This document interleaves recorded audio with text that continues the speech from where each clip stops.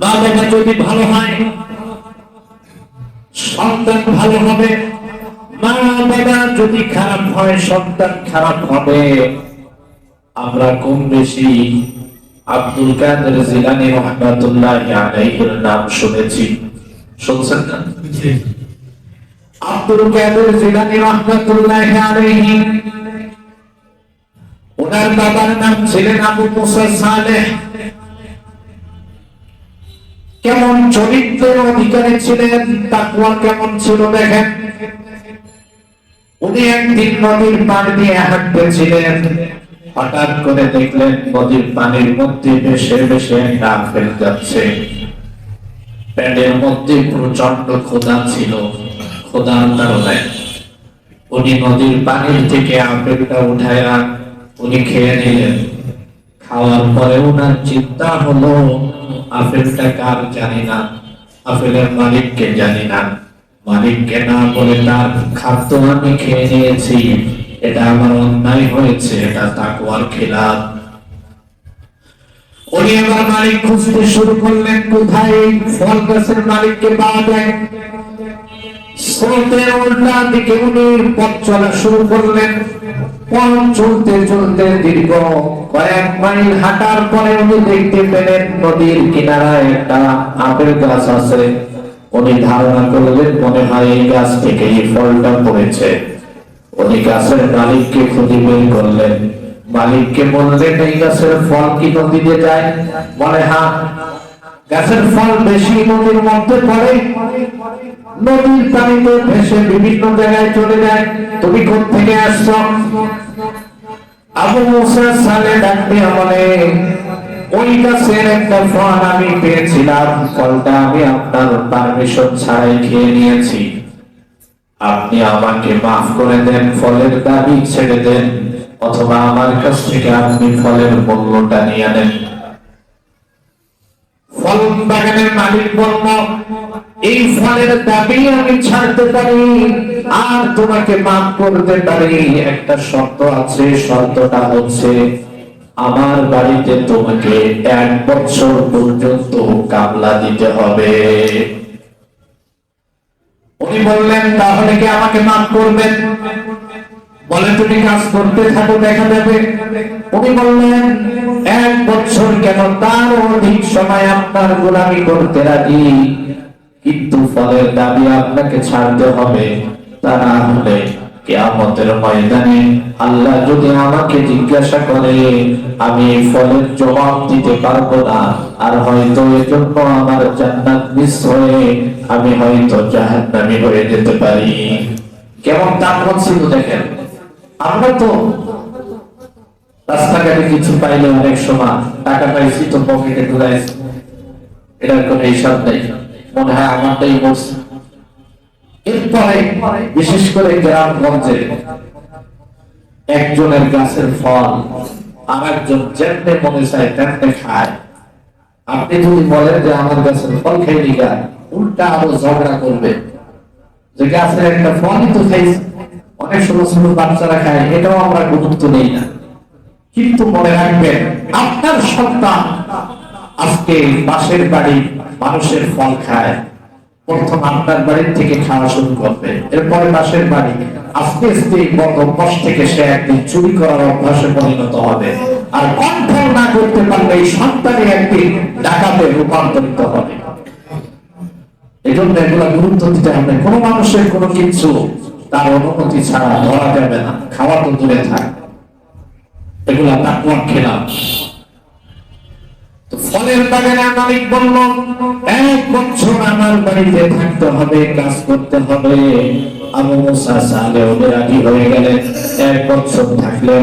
1 বছরের মধ্যে ফল বাগানের মালিক দেখলেন এই সন্তানটা এত চরিত্রবান, এত ভালো সন্তান, তার মতো মানুষ বর্তমান জামানায় পাওয়াই বড় দুষ্কার। ওই বাগানের মালিকের একজন সুন্দরী মেয়ে ছিল।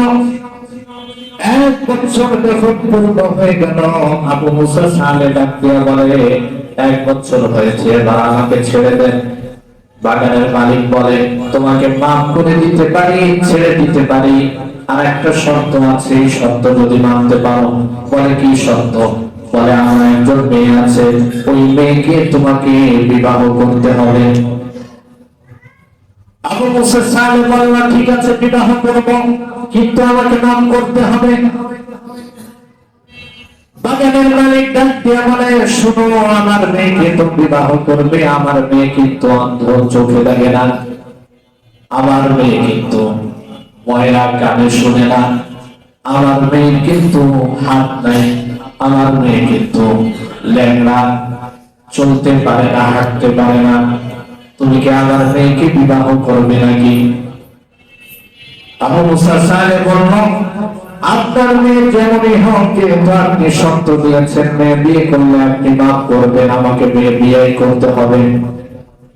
এক পর্যায়ে সংক্ষিপ্ত কথা, বিবাহ হয়ে গেল। বিবাহ হওয়ার পরে উনি যখন বাসর ঘরের মধ্যে ওনাকে ঢুকানো হলো, উনি বাসর ঘরে ঢুকে দেখে একজন পূর্ণিমার 14 তারিখের পূর্ণিমার চন্দ্রের চাইতে সুন্দর একজন মেয়ে সাজুগুজু করে বধূ সেজে ওনার ঘরের মধ্যে বসে আছে। আবু মুসা সাহেব ভয় পেয়ে গেলেন, আমাকে যে মেয়ের বিবাহ দিয়েছে ওই মেয়ে তো সুন্দর না, ওই মেয়ে তো অন্ধ, হাত নাই পা নাই, এই মেয়ে তো দেখি তার সম্পূর্ণ বিপরীত। আবু মুসা সাহেব ভয় পেয়ে গেলেন, মেয়ে সালাম করলেন। আবু মুসা সাহেব বলল কে তুমি? বলে আমি আপনার নববিবাহিত স্ত্রী। আবু মুসা সাহেব বলল তুমি আমার স্ত্রী না, আমার স্ত্রী তো এমন না। উনি ঘর থেকে বের হয়ে যাচ্ছেন, স্ত্রী ডাক দিয়ে বলে কোথায় যান? আমি তো আপনার স্ত্রী। বলে না না, বিনা অনুমতিতে এক ফল খাওয়ার অপরাধে 1 বছর তার গোলামি করলাম, তার অর্থ কালো ল্যাংড়া ঘোড়া মেয়েকে বিবাহ করতে হচ্ছে। আর এখন তার পারমিশন ছাড়া যদি অন্য কোনো মেয়ের সঙ্গে আমি বাসর করি, তাহলে না জানি কয় বছর আমার তার গোলামি করা লাগে। উনি চলে গেলেন শ্বশুরের কাছে। শ্বশুরকে ডাক দিয়ে বললেন যেই মেয়ে আমাকে বিবাহ দিয়েছে আর বাসর ঘরে যে মেয়ে তো সেই মেয়ে না। বলে কি বলো? এই মেয়ে সেই মেয়ে। উনি বললেন না, এই মেয়ে সেই মেয়ে না। আপনি বলেছেন আপনার মেয়ে কালো, আপনার মেয়ে অন্ধ, আপনার মেয়ে বোবা, আপনার মেয়ে কানে শুনে না, অনেক কথাই আপনি বলেছেন, কিন্তু এর কিছুই তো এই মেয়ের ভিতরে পেলাম না। মেয়ে সুন্দর, চোখে দেখে, হাত পা আছে, সবকিছুই তো ঠিক আছে, তার তো সব ঠিক আছে, সে তো সুন্দর একটা মেয়ে। মালিক এবার বলে শুনুন, এই মেয়ের কথাই তোমাকে বলেছি, আমি দেখেছি তোমার তাকওয়া বড়, অনেক বড় তাকওয়ার অধিকারী তুমি, আল্লাহর ভয় তোমার মধ্যে আছে, তোমার মতো চরিত্রবান যুবক এই সমাজের মধ্যে নাই। আর আমার মেয়েটাও বড় চরিত্রবান, বড় আমানতদার, বড় তাকওয়াওয়ালা মহিলা। আমার এই মেয়েকে আমি এজন্য অন্ধ বলেছি, আমার মেয়ে বালেগ হওয়ার পর থেকে কোন বেগানা পুরুষকে কোনদিন তার নিজ চোখে সে কোনদিন দেখে নাই, এই জন্য বলেছি আমার মেয়ে হচ্ছে অন্ধ। লেখার জন্য বলেছি হাঁটতে পারে না, আমার মেয়ে কোনদিন বেপরদা অবস্থায় হেঁটে হেঁটে কোন পরপুরুষের সামনে যায় নাই, এজন্য বলেছি মেয়ে লেখা। কেন? এজন্য বলেছি আমার মেয়ের চেহারা সুন্দর না, কালো না, শ্যাম, কোন পরপুরুষ কোনদিন আমার মেয়েকে দেখতে পারে নাই। বধিরের জন্য বলেছি কানে শোনে না, আমার মেয়ের জীবনে কোনদিন পর পুরুষকে দেখা তো দূরের কথা, পর পুরুষের কোন কথা কোনদিন আর গান বাজনা কোনদিন তার নিজ কানে শুনে নাই, এই জন্য বলেছি কানে শোনে না। উনি আল্লাহর শুকরিয়া আদায় করলেন, এটা তাকওয়ার পুরস্কার।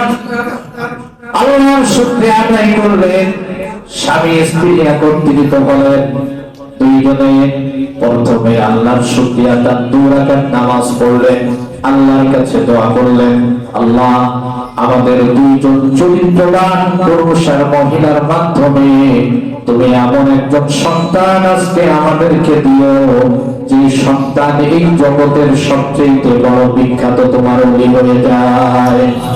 আল্লাহ রাব্বুল আলামিন ওই প্রথম রাত্রে স্বামী স্ত্রীর মাধ্যমে আবু মুসা সালেহ স্ত্রীর গর্ভের মধ্যে যে সন্তান আল্লাহ তাআলা দান করেছিলেন, সেই সন্তানই পরবর্তীতে তিনি হচ্ছেন আব্দুল কাদের জিলানী।